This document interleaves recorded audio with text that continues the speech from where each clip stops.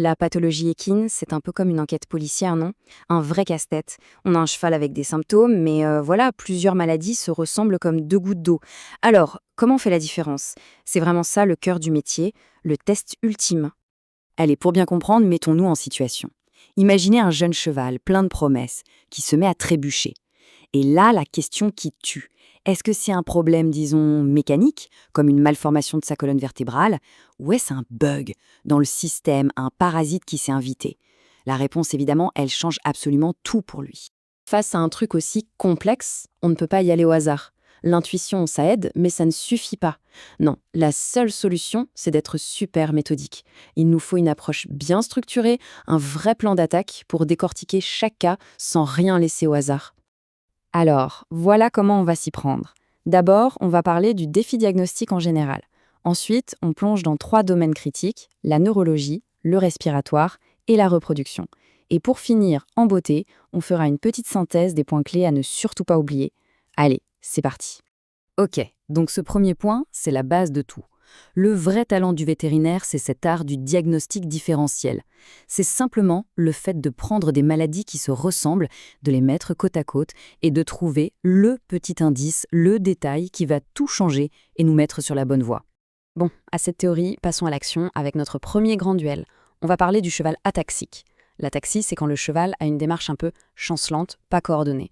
Et croyez-moi, c'est un des plus gros casse-têtes en neurologie équine. Alors, qui sont nos deux coupables potentiels?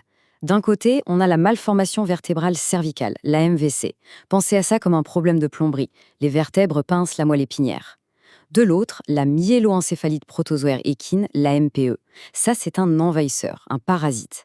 La MVC, on la croise surtout chez les jeunes chevaux qui grandissent très vite. Le signe qui ne trompe pas, l'ataxie est symétrique. Le problème est le même à gauche et à droite. La MPE, elle, est beaucoup plus vicieuse. Le parasite attaque un peu où il veut, et du coup, le signe révélateur, c'est une ataxie asymétrique.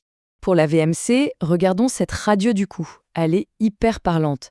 Vous voyez juste là, le canal, le tunnel où passe la moelle épinière, il est tout rétréci. C'est ça le problème. C'est physique, c'est mécanique. On peut le voir, le mesurer. C'est du concret. Et donc, pour la MPE, s'il n'y a qu'un seul mot à retenir, c'est celui-là, asymétrie. Un côté est toujours plus touché que l'autre. C'est vraiment l'indice numéro 1, celui qui doit faire tilt et nous orienter. Ok, changeons de décor. Parlons maintenant des encéphalites virales, une autre grande famille de problèmes neuraux. Le point commun? Les moustiques. Mais là où ça devient vraiment crucial de faire la différence, c'est sur le pronostic. Prenez le virus du Nil occidental, le VNO.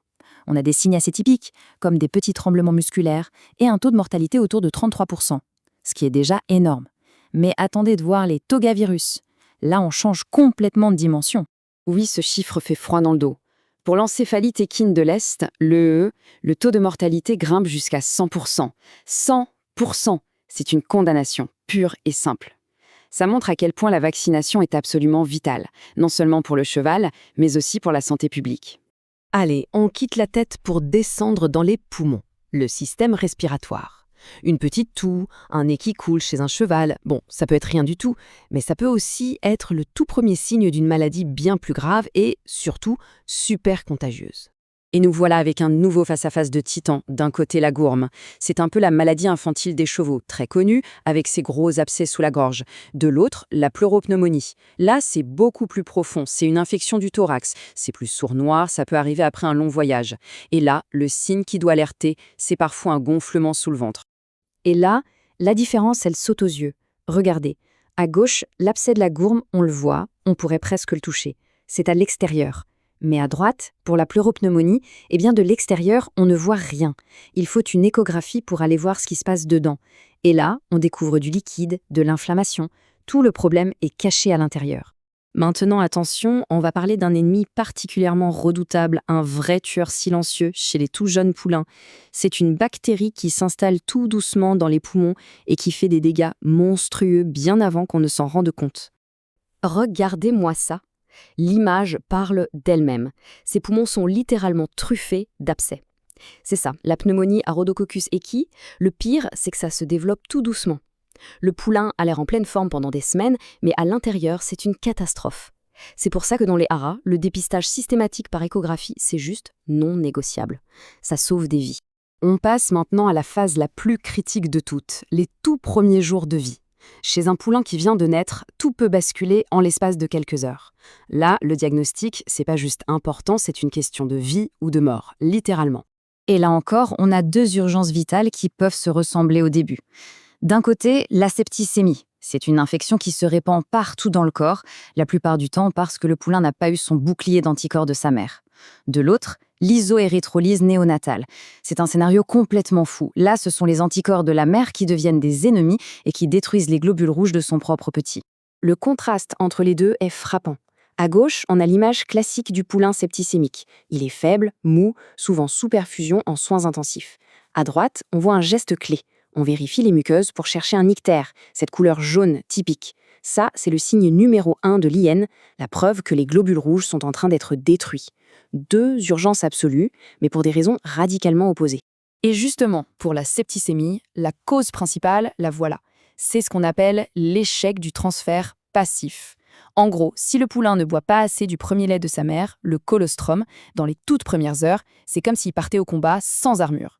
Son système immunitaire est à 0. C'est une porte grande ouverte pour n'importe quelle infection.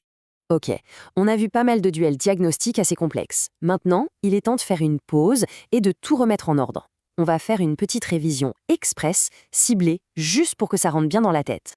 Voilà, cette image, c'est la fiche de révision parfaite. Elle résume les paires diagnostiques clés qu'il faut absolument maîtriser pour un examen, par exemple. C'est le concentré de tout ce qu'on vient de voir. Allez, révision express. Premier duo, le cheval ataxique. C'est simple. Démarche instable et symétrique. Chez un jeune, on pense tout de suite MVC, la compression. Démarche asymétrique, avec peut-être des muscles qui fondent, on pense MPE, le parasite. C'est aussi simple que ça. Deuxième duo à retenir, fièvre et abcès. Le mot-clé ici, c'est « ou ». Si les abcès sont dehors, sous la gorge, c'est la gourme classique, contagieuse mais gérable. Par contre, attention, si les abcès sont à l'intérieur, dans le corps, là c'est la complication redoutée, la gourme bâtarde, et c'est une toute autre paire de manches. Et voilà, on a fait le tour de quelques-unes des plus grandes énigmes de la médecine équine. La clé, au final, c'est toujours la même. Il faut être méthodique, connaître sur le bout des doigts les signes qui font la différence, et ne jamais cesser de réfléchir. Alors, la vraie question maintenant, c'est: quel sera le prochain diagnostic différentiel que vous allez maîtriser?